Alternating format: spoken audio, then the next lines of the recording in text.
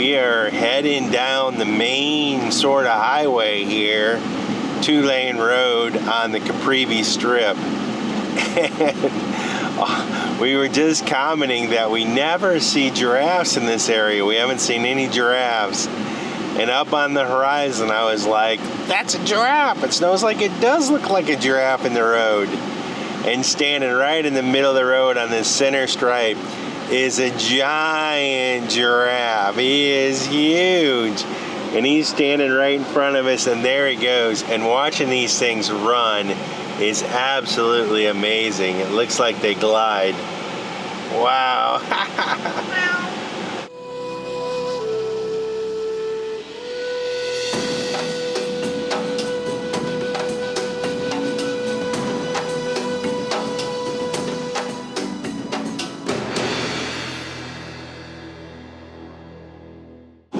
Helping me drive. We're going to a new camp today. Yes, we are. And I bet you're gonna like it. So this morning, we got up and left our campsite. Take the next right onto C49. We drove about 2 hours to our next campsite, farther east, out into this little skinny panhandle type place here. 16 kilometers. We've already showed you the giraffe, and we passed some elephants. Maybe we got them on the dash cam. But we haven't told you guys what fuel seems to be costing here in Namibia. So I paid attention when we just filled up, and it cost us 82 US dollars, like 1,500 Namibian or something like that. But when you do the math, it ended up being about $4.85 for a gallon of diesel. So fuel in Namibia kind of runs along with European standards, I believe. Yeah, it's expensive. Yeah, so we are about 15 minutes from our next campsite, and we will check in there for a few days. We have a few game drives to do. I was driving on the wrong side of the road just then. Sorry, left car. Side. Left side. Kurt didn't help me remember, so it's his fault too. But we're almost to our next campsite. We'll get settled in. We got a few game drives we want to do out here. Out here, we should be able to see hippopotamuses and hopefully the African wild dog, which is endangered. So it'd be really cool to get to see one of those. So let's get to our next campsite. We are arriving at our camp spot. 4 nights here, guys. We are living a relaxing, chill life. But the warning sign on the way in said, beware of alligators and hippos. Or crocodiles. and hippos. And we are not responsible. Yes. This is Kwazanda camp and lodge or something and like lodge. I think there's been warnings here about hippo spotting up at night up in the camp spot. So we will see. But we are having an amazing time and can't wait to explore this little area out here, the Caprivi. What are you up to over here, Kurt? Well, our campsite, which is really awesome. We have some really nice views over here. But for hot water in the shower, there's a rocket stove.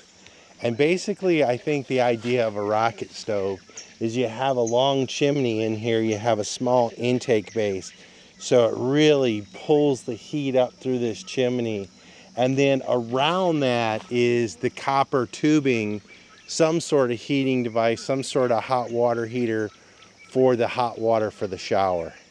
So essentially it's a wood-fired shower boiler.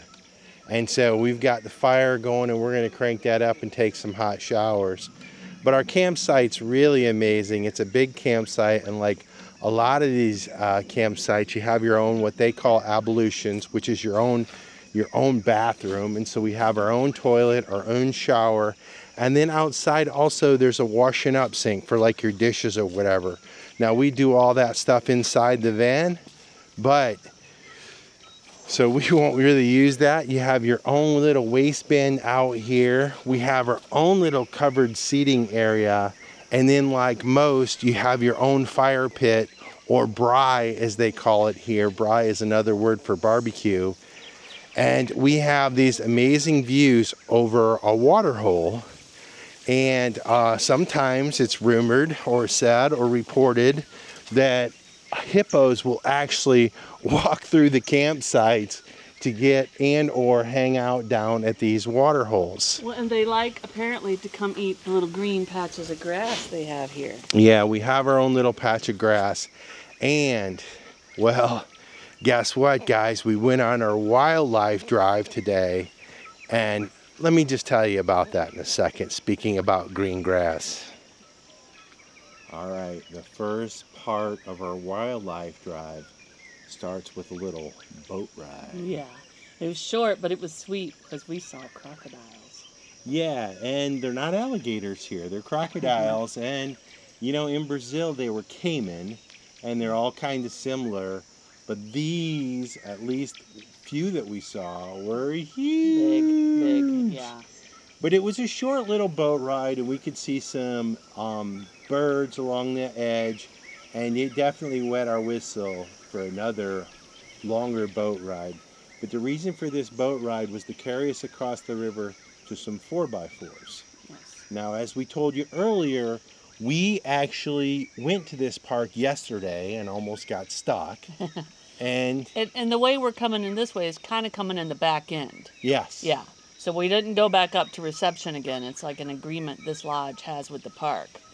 And we are definitely glad we turned around when we did, aren't we, Curt? Yeah, so basically we came in through the north end of the park, but today the boat entered in on the south end of the park. And so a completely different way. So once we got across the river, we got in our little safari trucks. Yeah. And there was another cool couple. Yeah, I think it was Mark and Len, and they're from Namibia. And our tour guide was John. And our tour guide was John. Now, I got to tell you that as we first started off, we could tell right away that a majority of this trail was definitely not accessible by our van. It was Yes. indeed a sandy track, but he had the right vehicle for the job. And I'll tell you also, the bush was really thick. Yes. But off the bat, we saw a couple things that we had never seen before. And some of them were, and I can't remember the names. Like one, it had formal names, but he called it a swamp buck. Like a swamp buck, but they say B-O-K, I think. Yeah. That first bigger one we saw, and that is the one you're looking at him right now, is the one that they can swim across the river in like 5 to 7 seconds. They've got those strong back hind legs. Yeah, he had big Yeah, old ham yeah. hocks on the back. And I mean, yeah, John told us they'll sit there by the river and kind of watch the crocodile activity, and then make their move when they feel safe, and that they can go across really fast. 7 seconds. But a lot of them do get eaten by crocodiles. Yeah. Yeah. So that was kind of unique because we hadn't seen those, and they definitely look different than the Impala. But we weaved on through, and of course, as you guys know, we were definitely looking for cats and dogs. Yeah. Now, this place is known to have leopards, cheetahs, and also the African wild dog. Yeah. Now, we'll just go ahead and tell you, when we asked John about the wild dog, he said they're very, I can't think of the word, transient, and they move around. They don't have a home turf, and that sometimes they see them all the time in this park, and then it can be months that they don't see them because they move somewhere else. And he said right now it wasn't likely we were going to see them because they haven't seen them in a long time. And that's another thing about this park. This is a huge park, and it's dispersed, and the water levels are relatively high, meaning there are a lot of natural water holes. Now, we were at Etosha, we were at Ongumo, and we were at some other parks, and all those had sort of man-made water holes. This park doesn't have any of those, but obviously they have the river. And so as the water table goes down and the water holes start to dry up, all the animals are kind of driven to the river for their water source, which they get more densely packed, and there's better viewing opportunities. And we're a little early for that here. Yeah. Over in Onguma and Etosha, it was already dry season, so there were limited water holes. Here, there's still quite a few scattered around, and the river's still high. I think John said it would go down maybe around September or Yeah. October. We're a couple of months early. it all really depends on the rainfall, and really this is not new to us in terms of chasing or viewing wildlife. We also experienced this in Yeah. Brazil. Yeah, and we timed our trip to the Pantanal in the peak of dry season to help be able to see the jaguars. Yeah, and And if it you was- guys missed that episode, the Pantanal was off the charts. Maybe we'll put a link to it Yep, right here. yep. After this video, you can go back, but we saw the jaguars there. But I digress. And so needless to say, the animals were dispersed, but we quickly saw some of the usual characters The that we saw. impalas, Yep. And we saw some warthogs. I'm not quite sure if we got I don't know a if we got camera the camera on 'em. on them. And then we were going through a section where there was a lot of really fresh elephant poop. So we thought we were going to come up on a herd of elephants, and we never did, even though all of us in the car were looking for them. But we kept going, and we kind of got closer to the famous area within this park that they call the Horseshoe. the horseshoe. And we had seen baboon tracks as we got closer, and we spotted them. Yeah, we really had been kind of seeing leopard tracks, lion tracks, elephant poo, and all the signs of animals.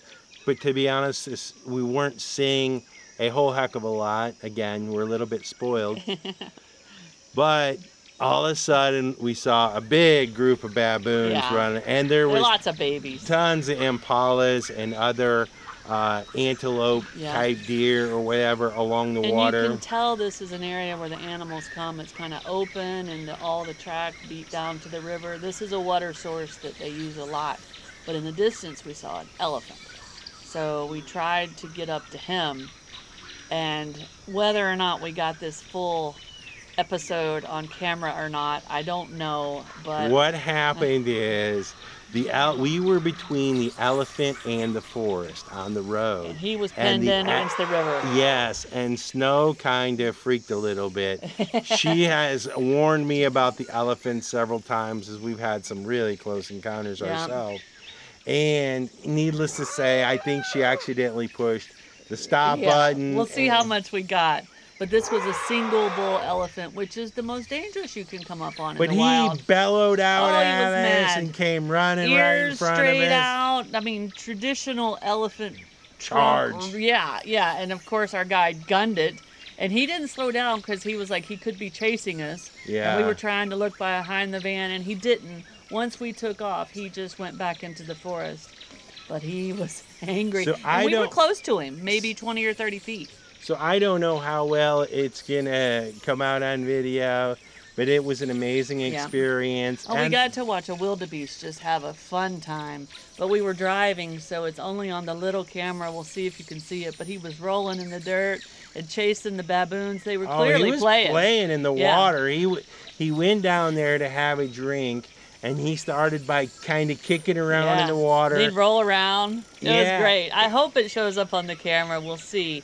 But then he took off running back into the forest, crossed the road right in front of us. So that was pretty cool. And then we went for our snack, and we got to see all the baboons up a little close, walking along the river's edge. They were walking away, but got to see the babies riding on the backs of the baboons. Yeah, and this particular viewpoint is kind of the national park's signature viewpoint, and it is where the river literally kind of snakes back like a horseshoe, and so you have a total panorama view of all the animals that come to the water to drink, and we saw some of those. And we saw some big crocs. Whether we got them on video or not, I don't know, but one was a giant monster. But then our tour was coming to an end. That's the problem with a tour guide, is it's 3 hours long. Well, we had it out, and we were still looking for cats, to be honest the with whole you. time. And we did see some really cool birds, some of Mm-hmm. which we've seen before, some of which we haven't. But that colorful bird is just really cool. And also, he went by a couple hippo spots Yeah.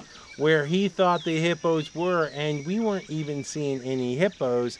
And this place is definitely, we can see hippos from our camp spot. So One cool thing, as we're driving up, he did finally spot the hippos, and we filmed them for a minute. yeah, so we can't. But one thing he told us about the hippos is they sleep during the day, and they usually sleep in the water, which is what we're watching them do now.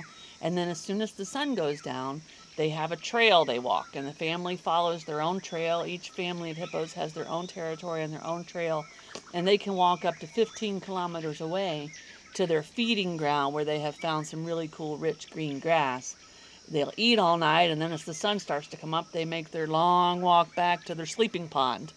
So Yeah, and you know, the ones that we see from the camp spot just lay there and sleep. So they're really, I mean, it's kind of unique to see them, but at the same time, there's not much to see.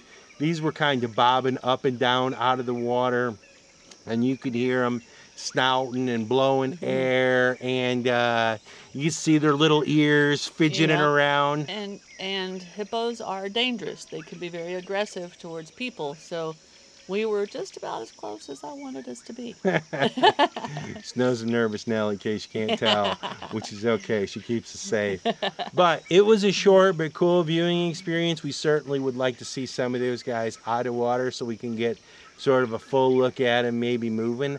I think they're kind of nocturnal, so they sleep during the day and they get up as snow set and walk during the night to the good grass and mill around. And that's why we thought we might see some from our camp spot. But again, I think because there's so much water, we didn't see that.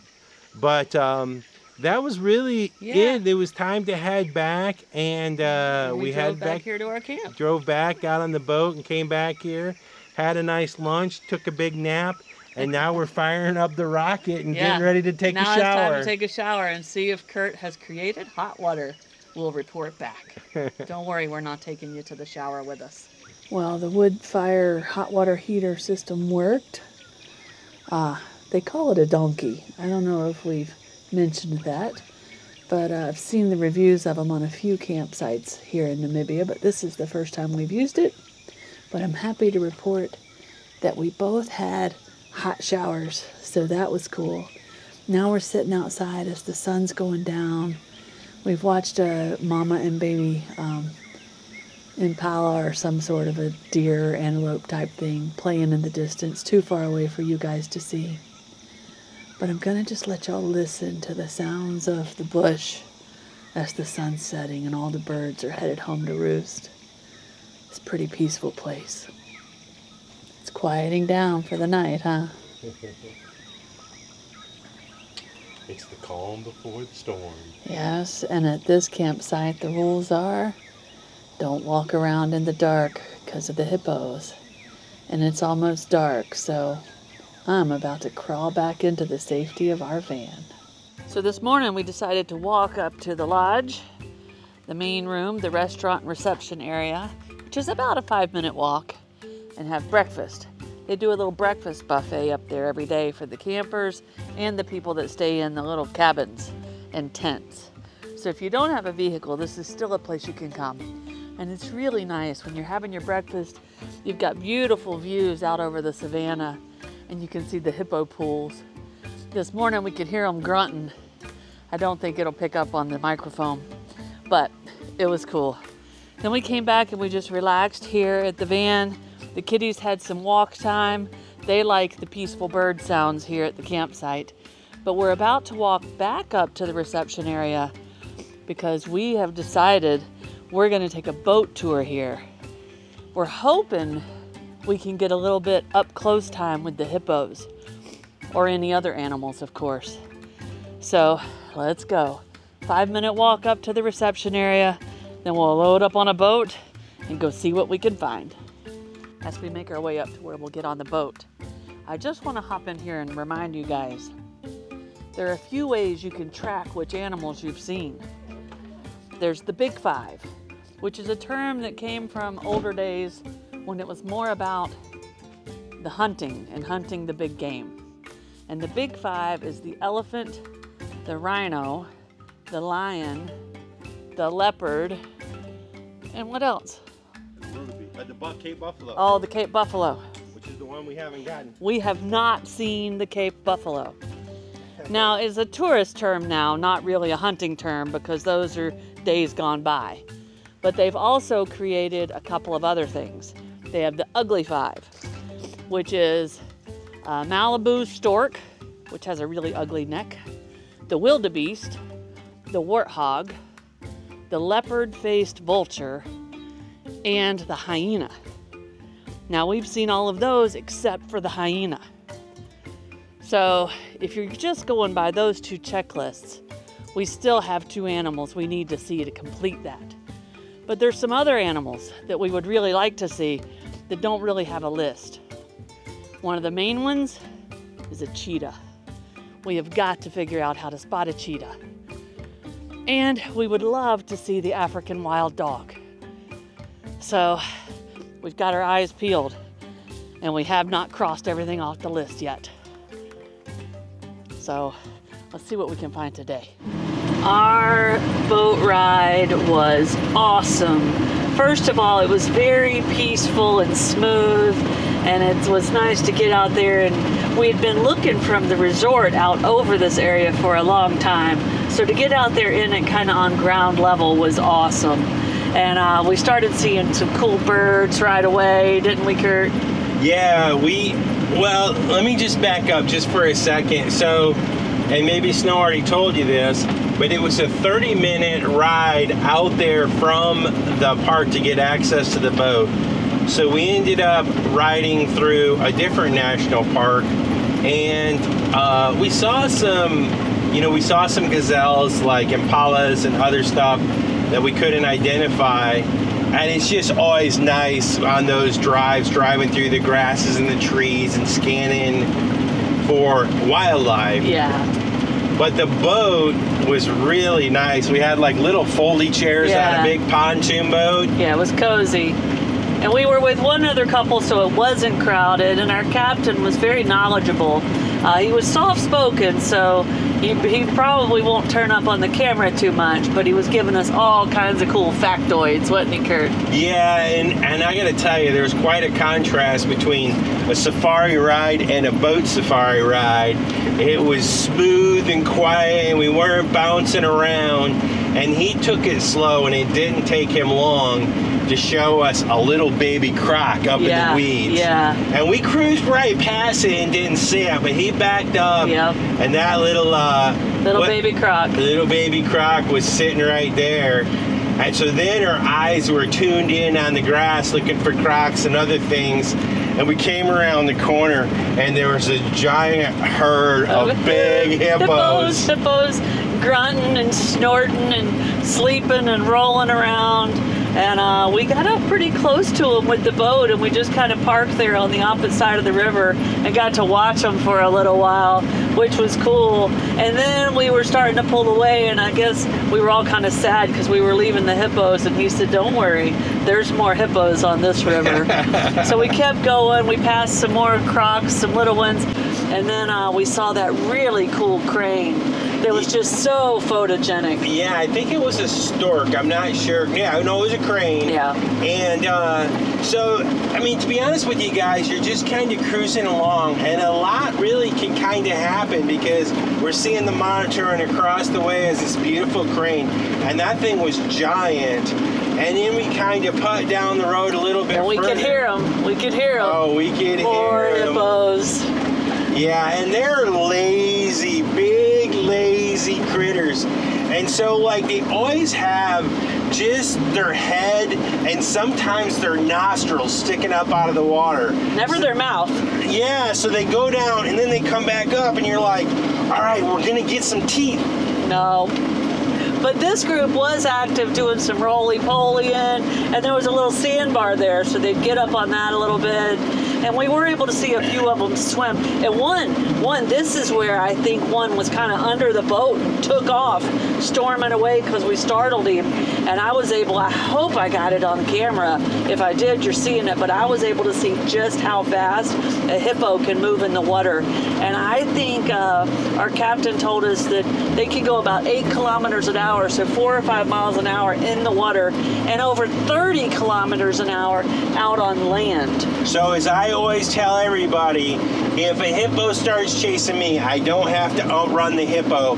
I only have to outrun Snow. So Now, our captain did tell us, and this is something we know from our research, that the hippo is the most dangerous animal in Africa as it relates to humans and it usually happens when they're encountered at night when they're out wandering about and eating, and a person runs up on them. And hippos can just be very aggressive. Now, one kind of came after us a little bit because the boat got too close. The captain moved really quick, but I don't think we got that on video. I think he said there was like 20 attacks. Yeah. An attack by a hippo is basically a fatality.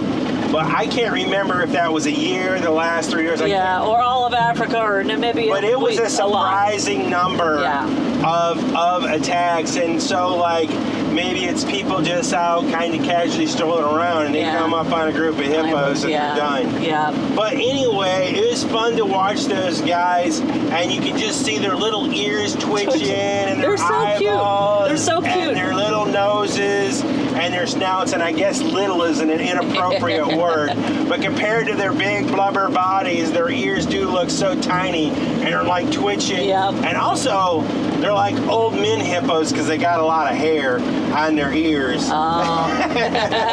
Another cool thing about the hippo that our captain told us is that there's usually only one bull hippo per group, per family, and that is because if there's two, they will fight, and they will usually fight till the death and kill each other. Yeah. So if a mom leaves the family and goes off to the side and has her baby, if it's a girl hippo, within a few days she comes back to the family and everything's fine. But if she has a little boy hippo, she knows she can't go back. So she goes off and finds her own new territory, and they kind of basically start a new family. Yeah, and female hippos can only have one calf at a time. Yeah. And I think the gestation period I think he said 8 months. 8 months. Yeah. And so essentially a hippo can have another hippo a year, but they only have one at a time. And as Snow said, they leave the herd when they have a baby because otherwise it'll be an issue. Catastrophic. And but yeah, it was fun. Yeah. You know, we would have liked to got some epic shots of them with their mouth open and stuff like that. But I gotta tell you, from watching them up on our little perch at our lodge, which we're not complaining, we had a perch, but they were just kind of walling around there. These and were when you're moving. on the river, you get to see them move, and you get to see their eyes bat and their ears twitching, and all that stuff. And it was just fun to watch. We moved on. We saw a bunch of beautiful birds on this trip, guys. We saw a couple of small crocs. We saw a giant one. He was up in the reeds and he came flying down into the water. Did you get a camera on him? I really think I got a camera on him. Only me and the captains got a glimpse of him. Everybody else only heard him. He was a monster. So I'm hoping I've got him on video and I can kind of see how big he was, but he was scary. Oh, sorry, go ahead. And he came right up underneath the boat. So for a minute, while everybody else was looking at the baby croc, I was wondering where that big croc went. But we went on down the river. We saw a solo hippo. Yeah, we saw a solo hippo, and we also saw this cool, I think it was a heron.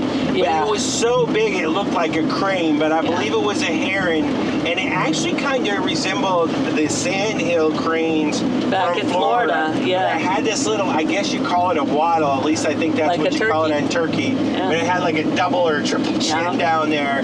But it was a striking bird, and we were able to get a couple good looks at that. And of course, my parents always love when we're able to capture the birds. Yeah, so they're going to love this video. And as Snow said, we saw a couple kingfisher birds. Some bee eaters or bee catchers.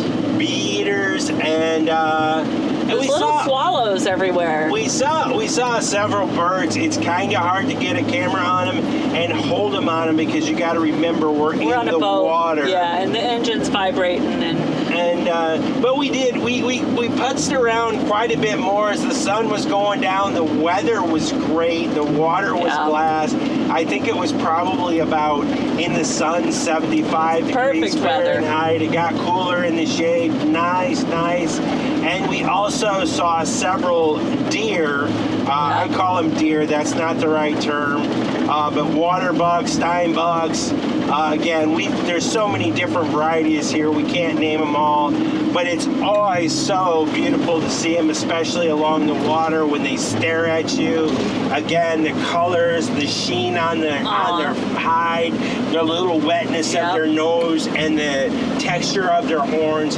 It's really, really something you just don't get tired of. And as we were starting to head back, our captain stopped and he pulled up 2 water lily flowers and he made us necklaces. So it was pretty cool to see how he does that. I think that's probably a trick he uses to pick up girls. Snow was the pontoon queen.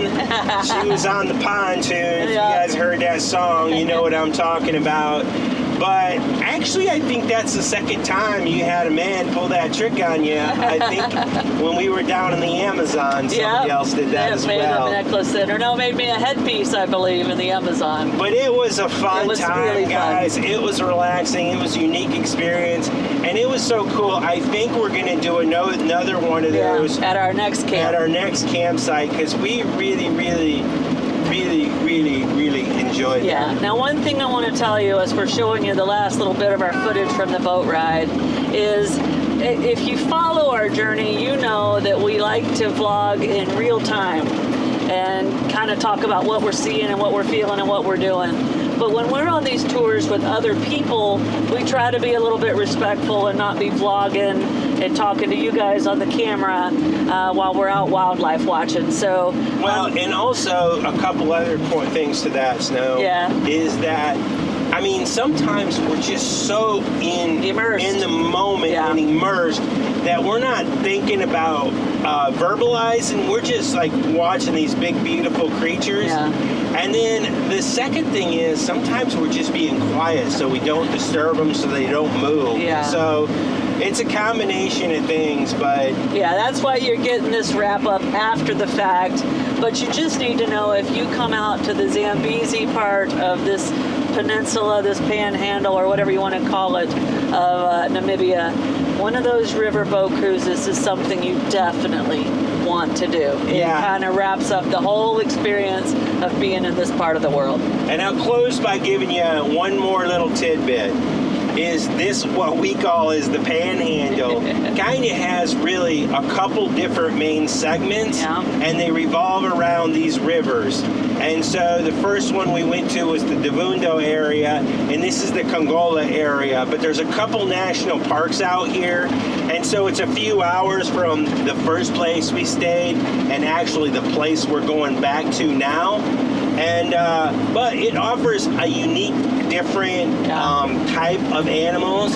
For example, the African dogs, which we unfortunately did not see, and also the Cape buffalo, which is the last of the big five for us that we haven't gotten. The hyenas, which is the last of the ugly five. So, you know, I guess you could say on some levels we failed in this little trip out here.